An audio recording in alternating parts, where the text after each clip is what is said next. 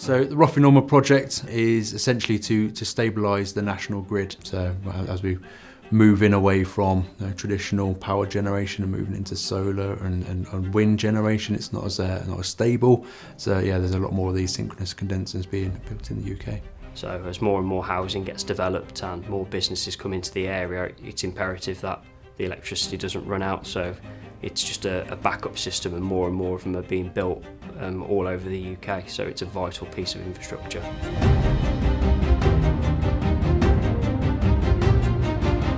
So we've got a 156-tonne transformer and a 358-tonne generator being moved from Buckie Harbour to Rothienorman.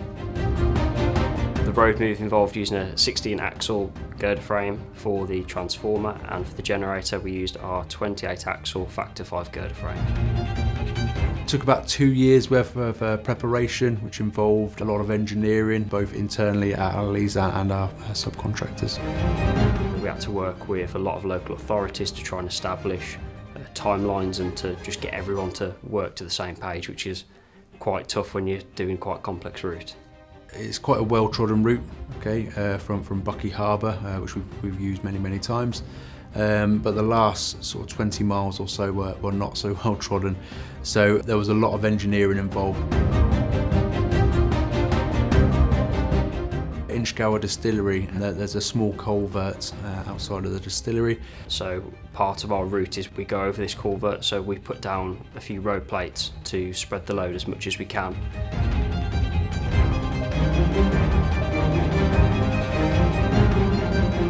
One of the issues with doing routes, especially in the UK, is the unpredictability of the weather, and unfortunately that does tie into a lot of issues that we have. So we always try and add contingency plans, backups, making sure that local authorities are prepped and ready in case there are delays with rain and high winds.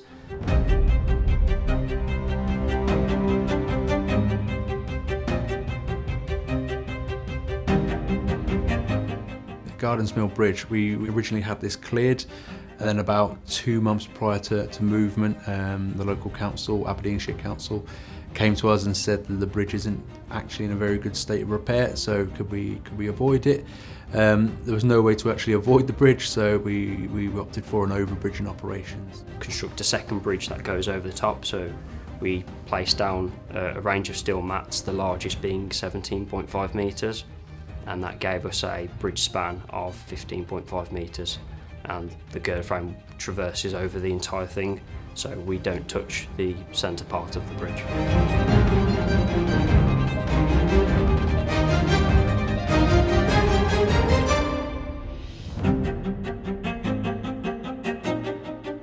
During the survey, there was one particular turn, which is only about 500 metres from site, quite a sharp left-hand turn followed by a right-hand turn with a small stone arch bridge, quite high parapets, and some trees on the offside.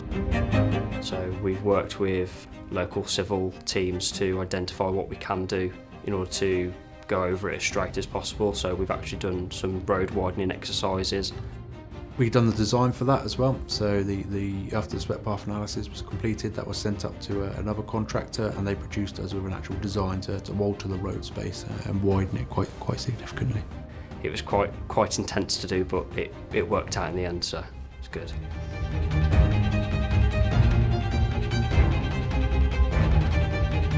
It's been definitely an interesting project to work on, and yeah, it's really good to see it complete.